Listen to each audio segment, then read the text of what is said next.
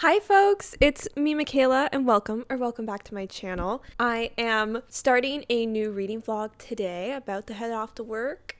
You know it. And I am going to be starting a book for what I'm thinking is potentially going to be the final episode, though it won't actually complete the list. A final episode of reading books I was supposed to read last year in an attempt to get closer to completing the 23 books in 2023 list that I made for myself. So I'm going to be reading 2 books, I think, maybe 3, most likely just 2. I'm going to be reading Jade Legacy by Fonda starting today, and this is the 3rd book in her Greenbone saga, so not only will I be reading a book from my 23 books in 2023 list, but I will also be finishing a series that I can knock off my series spreadsheet because this is the last book in a completed series. We love to see that. I love when there's just no more books coming out. So I'm really excited for this book. It's quite the chunky read. I think it's like over 700 pages. So, we're gonna trudge through it. But I mean, trudge is like the wrong word because I'm sure I'm gonna enjoy it because I read Jade City and Jade War and I really enjoyed both of them. But it's a big book. I'd say it's a brick, but I'm reading it digitally, so I'm just reading it on my iPad, and my iPad's not a brick. You don't get the full weight of the book literally when you're reading it digitally, but that's what I'm going to be starting today. And once I am a little ways into it, I'll let you know my thoughts, but I'm pretty excited. I'm pretty sure I'm going to really enjoy this book because it's going to be a big finale for the Greenbone saga. It's quite the good urban fantasy. I enjoy the powers and I enjoy the family dynamics. It's kind of it's like mafia war, but it's magic is kind of the whole thing. There's a lot of politics involved. There's a lot of complicated relationships, and I really love those dynamics in this fantasy world where it's not real life. So none of the violence and politics and drama and tension have anything to do with the real world. Wonderful. Great. So gonna go read, gonna go get to work.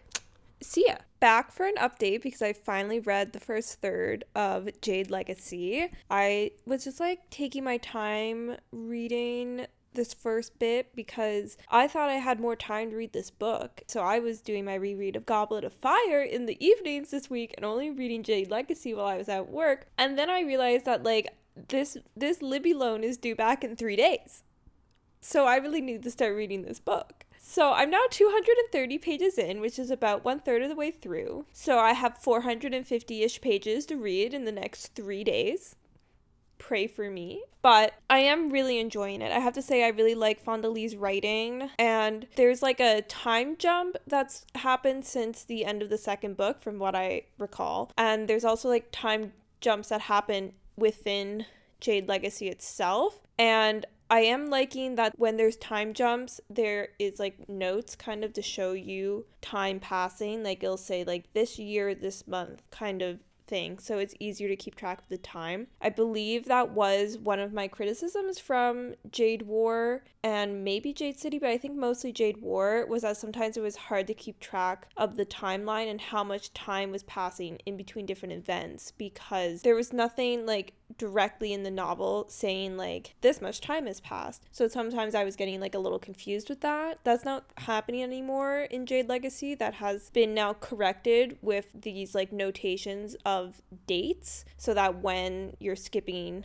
a period of time, you're fully there. You're fully getting it immediately, which I like. It's also it's not that there's nothing happening because there's definitely some big things happening in Jade Legacy, but I feel overall this is a slow burn fantasy book. Big picture wise, there hasn't been any huge events happening, but within kind of the tension and ongoing political aspects that are being introduced and built upon from the previous books in Jade Legacy now, there is these kind of smaller arcs happening, which I like because it gives you the sense that the book is about the clan, but then there's the stories about the people in the clan, and those individual stories have their own individual arcs that are happening within the book. So I'm really liking it so far. I do find it very intriguing. Now that I've like finally actually sat down and I've been reading like big chunks of it at once, it's really been actually like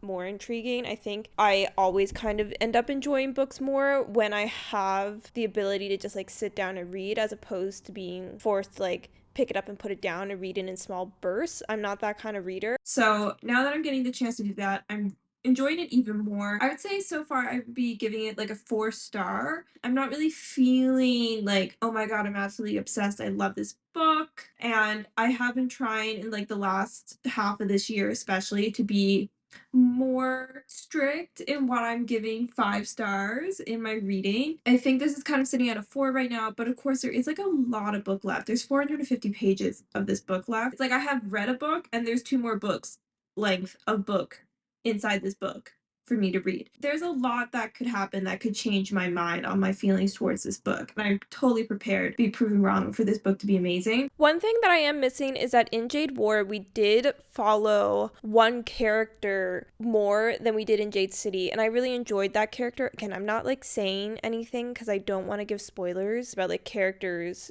who are still alive at this point, so I'm just going to say character. But there's a character in Jade War that I really enjoyed reading, and I'm not getting as much of them in Jade Legacy, which I like am kind of sad about, but at the same time I'm getting more of another character that I really liked in Jade City and wasn't as present in Jade War. They're still very important in Jade War, but I feel like because Jade War globalized and like zoomed out on the world we're in and included like a broader area, it kind of took things away from the details of what was happening to characters in Janloon specifically. So now that we're like getting more of that character again, I'm happy. So like I can't complain about not getting more of this character because I am getting more of this other character, and I like both of them. Honestly, I think like all of the characters in the book I like. There's nobody that I'm just like, ew, this person on the page, I can't stand them. It's not even like, oh, because they're bad, they're evil. Just like, you know how there's sometimes characters who are just like annoying so you don't like them? Like there's none of those for me. Like there's no character where I'm like, ew, I can't wait for this person to leave the story right now. I don't want them to be in this scene because I dislike them. Because even the villains are really great characters to read about. Conclusion, loving the book so far, but not really feeling 5 stars yet, but also there's 450 pages left and I have 3 days to read this book. So why am I still here talking to you when clearly I should be reading more of this book? Okay, let's go. I will come back to you with an update later. I'm now 60% of the way into Jade Legacy and things are getting complicated and things are getting great. I have to say, I do always have like this kind of love-hate relationship with Fonda Lee's pacing, where the beginning of her books can feel slow and they don't maybe like hook you as deeply right away, but she just like builds this tension and the pacing of the book so things keep picking up more and more as you see all of these little elements that you have been reading about that feel very small kind of all come together and then suddenly feel very big. And even though this arch of the whole book is slow burn, slow build, there are like these spikes of excitement that happen like right at those moments where you're like, oh, I might be putting this down, and then it's like, well, bam, you're hit with stuff. And it's like some of the things that have happened since I last checked in with you is it's a lot. Like things are changing dramatically in the book, and like there's still so much of this book, like I still have like 300 pages of this book left or something because this book is like so long, which I'm not like mad about, but it is like a really so every time like all of these big things happen, I'm like, how is there still more? What else could happen? And I have like this ongoing dread of how I think this is going and where I think this is leading to, and I like don't want it to lead there, but I also don't see how it can end up going somewhere else. I'm gonna find out when I keep reading it, but Jade Legacy is proving itself to be wonderful so far. I still am sitting, I think, at like 4 stars for it. I really just, I'm not feeling 5-star. But like I said, there's still like 300 pages of this book left, which is like the length of a normal size book. So like I still have a book left to read in this book before I can give my final decision on what I think the book is. But I am enjoying this. I am loving Jade Legacy so far. I'm gonna read some more, have to go to work, rude, and yeah, I'll let you know my thoughts when I've read a bit further, but things are happening and I am excited for it. So I haven't finished Jade Legacy yet, but I'm getting very close, and I wanted to do just like one more check-in before I actually finish the book, just because, you know, like this book is like very large, so I feel like my standard beginning, middle, end reading vlog check-ins is like not enough to deal with this book. But I have about like 20% of it left now, I guess. Somewhere between like 100 and 150 pages I have left of this book. And look, going into this book, like, I kind of was expecting it to, like, be devastating and break my heart. But, like, that also didn't mean that I wasn't absolutely shocked and appalled that it was devastating and broke my heart. I'm not even done it yet. Like, this is just gonna get worse from here, isn't it? Like, it's just gonna get worse, right? I don't know if I'm ready for that. When I tell you, Jade Legacy is the pacing of Jade War and Jade City, but like perfected. I did find in both Jade City and Jade War that it kind of like it's like this slow build pacing. It starts kind of slow, it keeps getting faster, it grows like exponentially until all of a sudden you have like this huge thing blow up in your face kind of at the end of the book. And Jade Legacy is like taking that, but everything is a step higher. So even though it still kind of started off slower with this like setup, and it would still have like its little peaks of like inner storyline climaxes and stuff to keep you hooked and going and like tension and all that, but like the overall arch of it is like this. And now it seems like things just keep happening. It's like big event, big event, big event, big event, bigger event. It's just like compiling on top of itself to like an insane degree. And it's working really well because there are so many very distinctive time jumps in the book. It will tell you that it was like, it's now like 10 months have passed and then like something else will happen. And it doesn't feel like it is insane that everything is happening because you're aware that this is like happening over a greater expanse of time versus like if all of these things were happening like back to back in like the world. It's working out really well. I think that like right now with 20% of the book left, I am thinking 4.5. I know it's not a 5-star, and some of you are probably going to be sad about that because I know the Greenbone saga is like so extremely popular, but I think I just find it difficult to have 5-star reads when I'm reading digitally, especially something like this. I think I would really like to have the physical books for the Greenbone saga, especially so that I can go back for referencing the books. Like these books are so complex in a good way, but they're so complex with the different clans and the characters and their positions and the world. So like reading digitally and not being able to just like quickly flip back to like look at a map or like look at it's like a directory of characters that she has at the beginning of the book, which is very useful. Thank you, Fonda for putting that in. But it's just like a really annoying and really pulls me out of the book when I have to do that digitally versus like if it's a physical book, you can just like really quickly reference the world map. You can really quickly reference that character directory log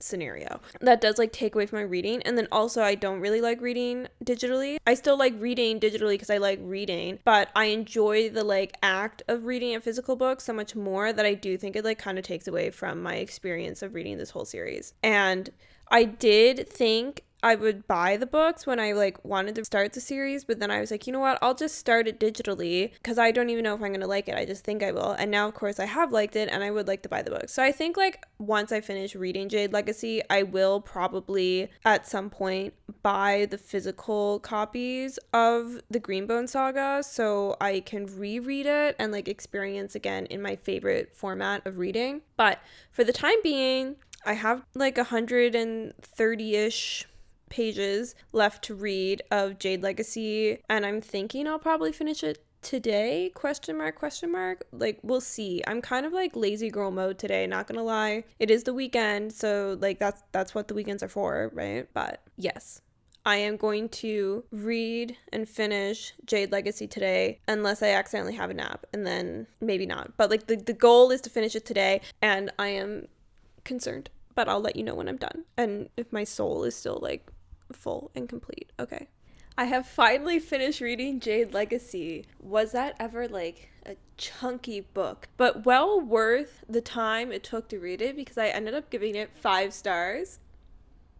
I know this whole time I was like, I don't know if it's 5 stars. I don't know if I have that. But I'm telling you, like, the ending, the ability to end this kind of series so well was like highly impressive of Fonda to accomplish. I'm just gonna flatly state that. I think ending such a large scale story like this is the hardest thing to do, and I feel like she did it very well. I was correct in the fact that it did devastate me, but it also didn't go where I fully thought it was going. It was better than what I thought was going to happen, so like that makes me happy, and it's like partially why I ended up giving it 5 stars. I think having like such strong characters for this kind of like ensemble cast story, where it's hard to pinpoint a single protagonist, because depending on where you are in the trilogy and in each of the books of the trilogy, what story arc you're kind of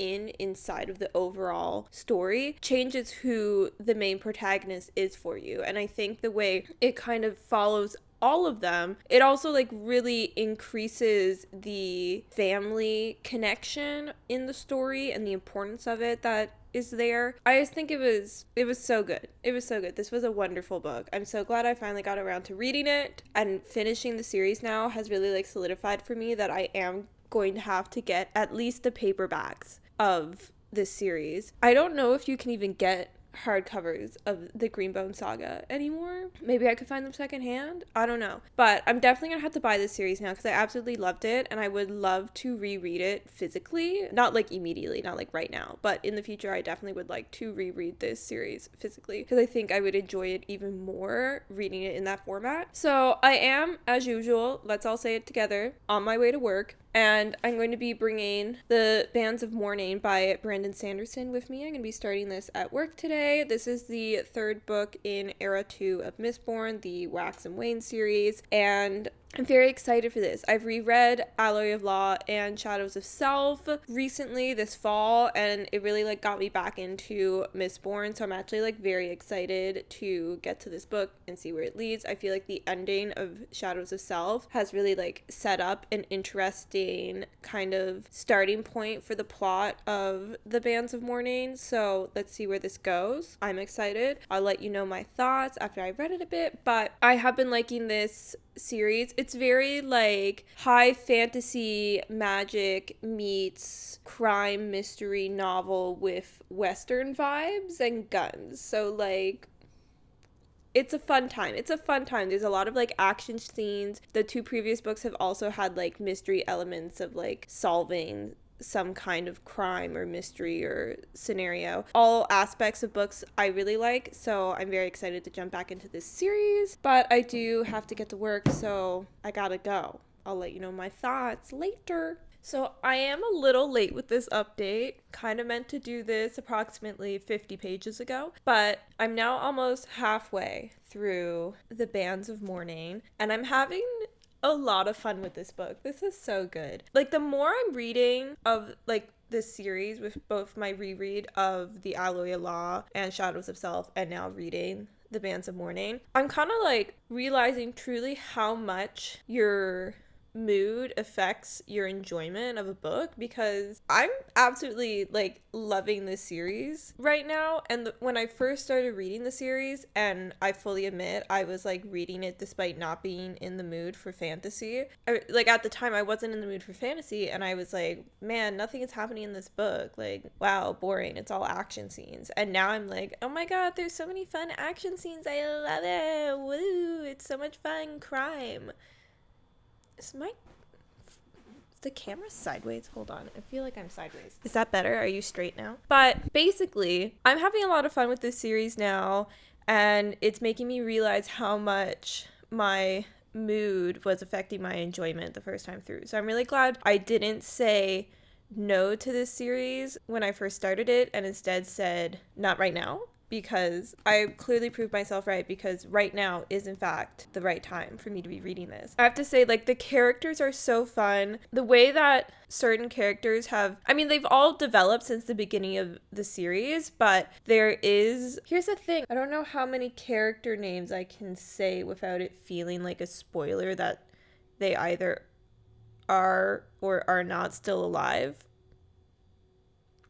I'll be safe and not say it. But there's a certain character who in the first book feels very much like a side character because they're not present for a lot of it, despite being like fairly part of the plot. They're not a one-off, like in one scene character, but they're not there for the majority of the first book. But their development since the first book, and especially now in this book where they're like kind of present more often, I'm absolutely loving. And the dynamic of the relationships between the characters are so fun. And it's just like, I don't know, Brandon Sanderson does this really great job of balancing the fact that they're going after these like crimes and it's very serious and like there's super high stakes, but then at the same time the character dynamic and relationships are so funny and there's so much like comedy and lightness in it at the same time. It just makes it for like a kind of like a fun romp, but it also has, you know, some meatiness to it. It does both. Like,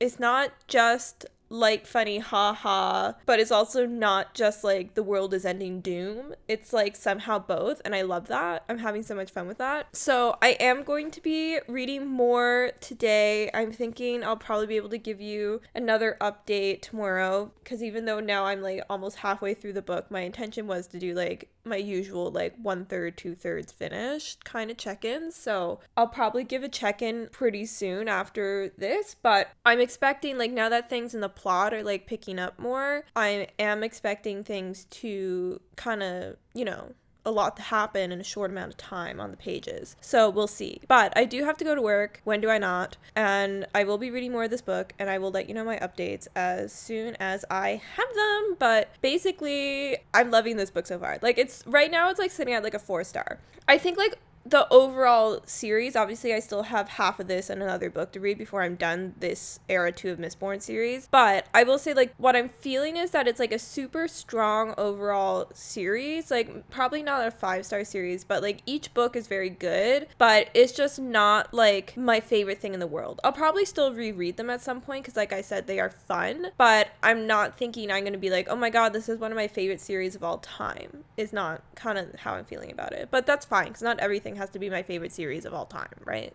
I'm gonna go. See you for the next update. Okay.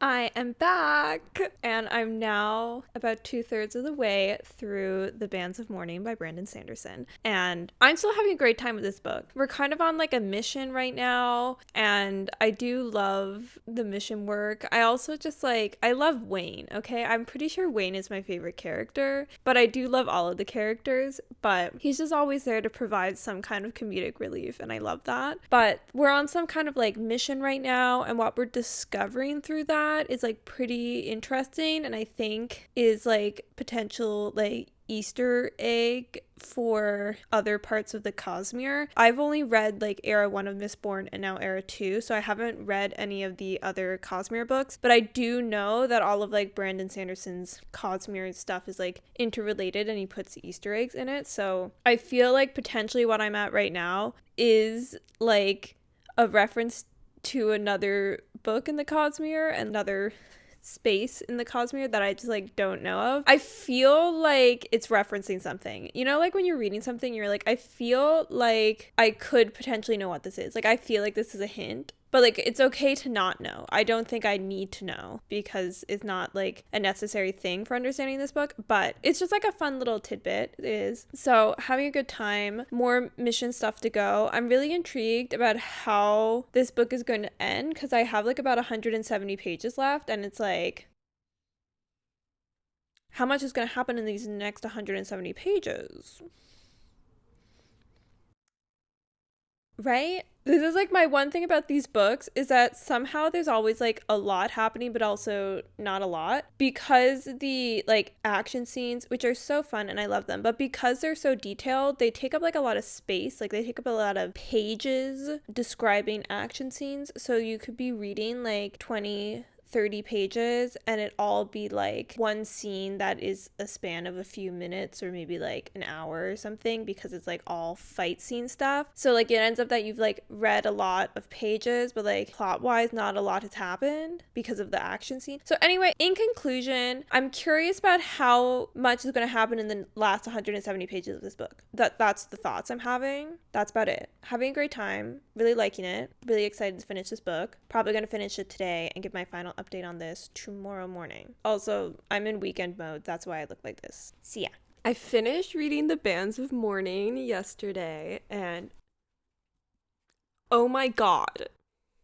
The end of this book was absolutely amazing. Like, I gave this 5 stars. The last 150 pages were so good that I had to give this 5 stars because it just absolutely takes the world you're in and like expands it in like a mind-blowing way. Like, I could not put this book down. I had many things I was supposed to be doing yesterday, and instead I was reading this because like I needed to know. I needed to finish it. I had to.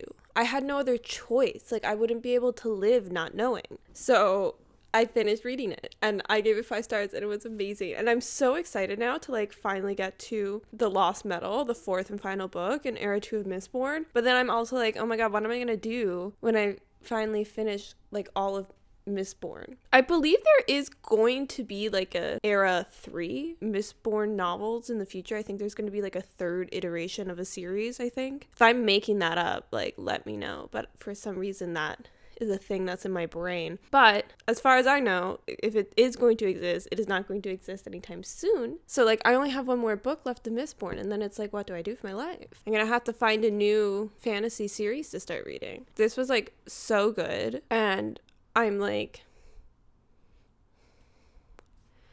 part of me is like trying to figure out how I can read The Lost Metal like ASAP, but I don't have room for it in my end of year TBR reading list. So I think unfortunately I'm gonna have to put down Era 2 of Mistborn now that I finished reading this for a little while. Maybe in the new year I'll find time. Like hopefully like January I will find time to read The Lost Metal, but for the time being it's like I'm done, and I'm kind of sad about it because this was so good. This was so good. Again, I can't believe the first time I was reading this series I wasn't loving it, because this is actually like amazing. You have to be in the mood for it. You know, you have to go in expecting what it's going to be. It is end of the world kind of drama, but also like lighthearted, amazing characters, fun little ragtag team going on missions. We have crime mysteries. We have so much action scenes. There's a lot of like shoot, shoot, bang, bang, Western vibes. It's so good. But then at the same time, there's like also like a lot of like character depth. It's like, how does it do it all? How does it do it all? And how does it all fit into a little book? We don't know, but it was amazing. So glad I finally got to that a year after I was supposed to read it, according to my own TBR list. I'm thinking I might like tap one more book onto this reading vlog. I know, Michaela reading 3 books in a reading vlog. She never does this. But I was thinking I might read Emma by Jane Austen. I've been wanting to like read another classic ever since I did my reread of Wuthering Heights for my video. I kind of was like, oh, I should read more classics. I miss this. It like tickles a certain part of the brain. And I haven't read Emma by Jane Austen. And of course, it's very easy to read classics on Libby because the library has like an unlimited number of copies, so there's like never a wait time and you can just keep it on your shelf for as long as you want. So I'm thinking I might start reading Emma by Jane Austen. So that is the plan. If I finish reading this, I believe then I'll only have 3 books left on the 23 books in 2023 list at the end of 2024.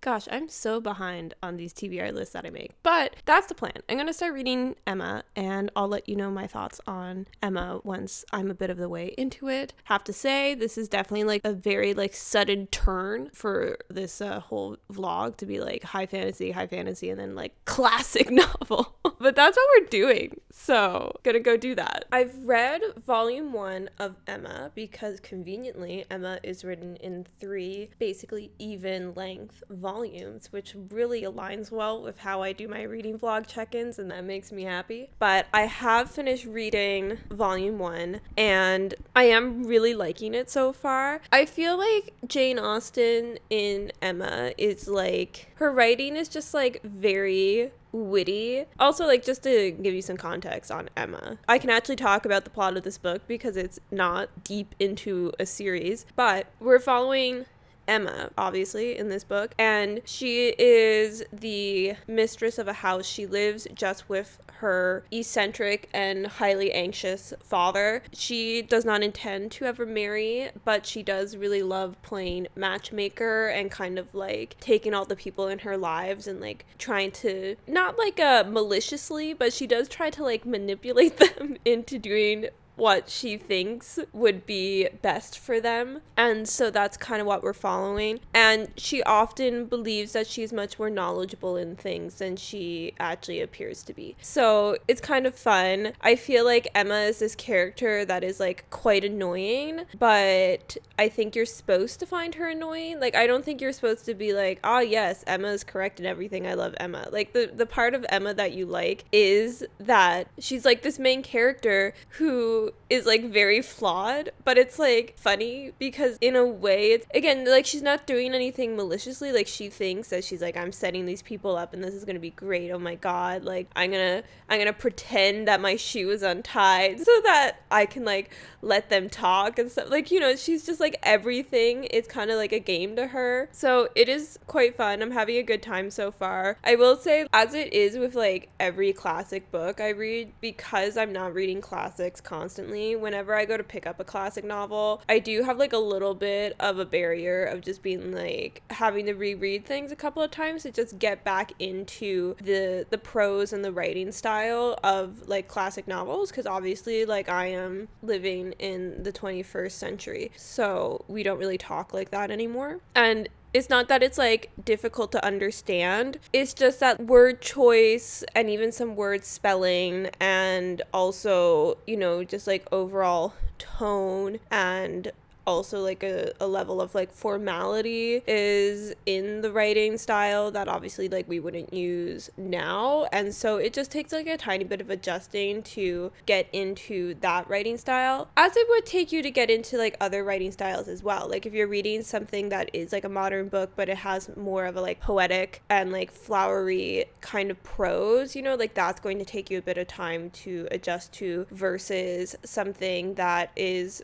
just like more straightforward. And so like that's kind of like the only qualm I have, and that's not even like against Jane Austen and Emma in the book. That's just like me needing to take the time to adjust to it. So I've read a third. I'm really liking it so far. I'm kind of feeling like 3.54 star. This is not like a 5-star classic read like Wuthering Heights is for me. I mean, like, as we know, I'm obsessed with Wuthering Heights. I made it like 2-hour video about it, but it is still really good. I like Jane Austen. She's a fun gal. Everything is feeling very like low stakes in the book. There's also like quite a bit of humor in it. You know, we're kind of just like people visiting each other and like the conversations they're having. So far it's not been like people are dying, there's all of these fights, like there's all of this drama. Like it really is just like people going to each other's houses. And there's something just like nice about that.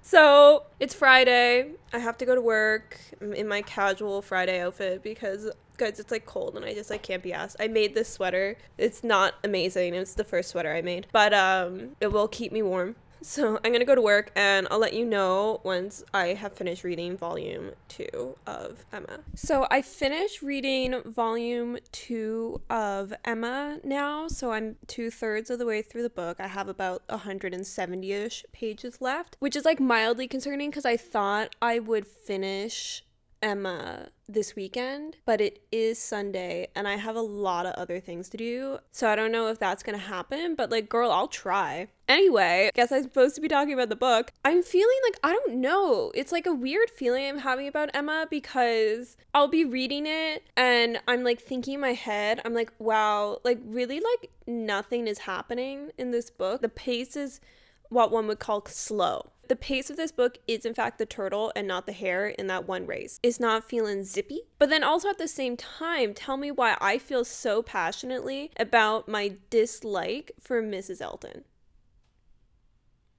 Like, I think I don't care about the book, but then this woman starts talking and I'm like, oh no, she didn't. She didn't just do that.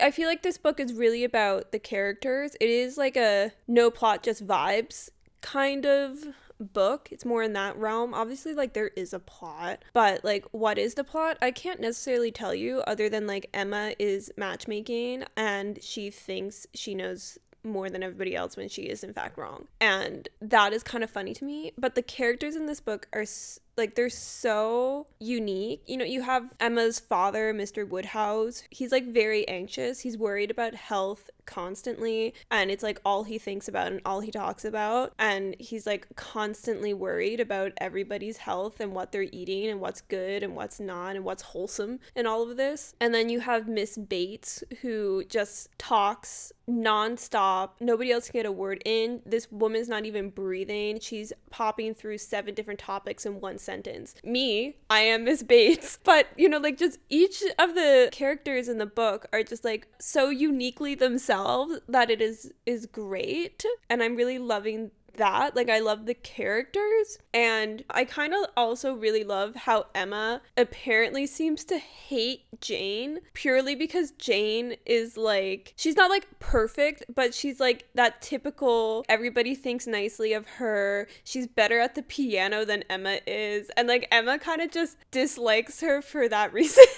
When you think of the fact that Emma, I think, is supposed to be like 21, it feels very like, if I was a young woman living in the time period, I had nothing else to do other than talk, like, I would also be having these kinds of feelings, you know? Anyways, it's kind of strange because it's like, in some ways I really like Emma, like the book Emma, and in other ways I'm not liking this book, but I'm also not liking it. It's just like kind of like I'm either feeling indifferent or I'm like, oh my god, the gossip, the drama. Yeah, so I think I'm sitting around a 3.5 with it right now. We'll see what happens in volume 3. That may change my mind, but that is kind of where I'm sitting at the moment. So I'm gonna finish it. I'll read the 3rd volume. I'll come back, let you know my final thoughts, and we will conclude the vlog because oh my god, like, I took the clips I had of this vlog so far and started editing it, and there's so much footage already and I'm not even done filming.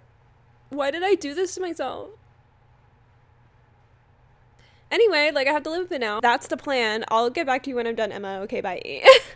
I finished reading Emma and I ended up bumping it up to a 4-star, okay? Because volume 3, the last third of Emma, was so good. The drama, the reveals, the declarations of love, they were all so good. I started reading volume 3 and I almost like couldn't pick it down. I was like reading it last night while I was like falling asleep, but I was like, I can't, I need to finish it. I need to know. Solid, great, wonderful. I think the middle of the book did lag a little bit for me, but at the same time it did set up certain situations that like needed to be set up, and it did establish certain relationships, but kind of like very like subtly. So it was like very well done, and I think it like needed to happen, but it did feel quite slow in the middle. And I think it's because like Emma is a slow-paced book. Like I said, it's kind of like no plot, just vibes, because it's all based off of character relationships is the plot, and not really like an actual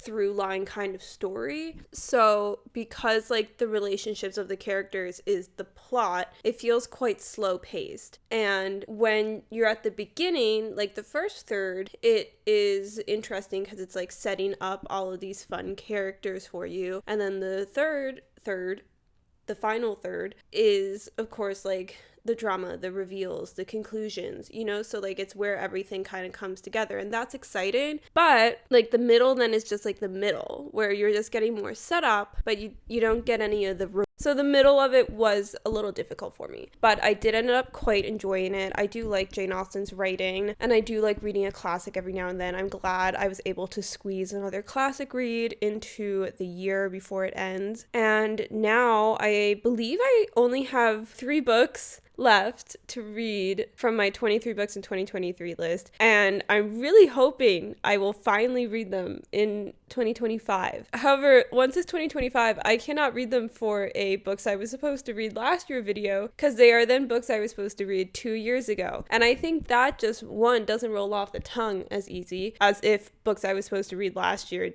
does. It's a very long title, but I just couldn't find anything that makes more sense, and now I've kind of just leaned into the absurdity of having a reading vlog title that's so long, but also that's just kind of sad at that point. But I do have left to read The Lost Metal by Brandon Sanderson, which is era 2 of Mistborn, the final book. I then had another Jane Austen on my list, which is Mansfield Park, and then the 3rd book I have left to read is Babel by R.F. Kuang. So I do have plans to read The Lost Metal, obviously, and I would love to read Babel, but I don't have it in the timeline, but I do really want to get it read in 2025. And for Mansfield Park, it is very much an option as the next classic I read when I'm in the mood to read a classic, So we'll see how it goes, but for now, this is the end of reading books I was supposed to read last year, at least for season 1 2024, because there are now my 24 books in 2024 list, which I have to do a review of to see exactly how well I did with reading them in 2024, which I'll probably do in the new year. But I definitely didn't read all of them, so maybe I could make a season 2 of reading books I was supposed to read last year and move on to my unread 24 books in 2024. We'll see. Let me know your thoughts on that below. Let me know your thoughts on any of these books. If you make these yearly TBRs, are you successful with them, or do you forget that you made them and then forget to read the books and then panic like I do? Please let me know I'm not alone. If you happen to like this video, make sure to give it a like, give it a little thumbs up. If you happen to like me, consider subscribing. I'll be happy to have you. And with that, I hope you're having a wonderful day today, and I will see you in the next one. Bye bye.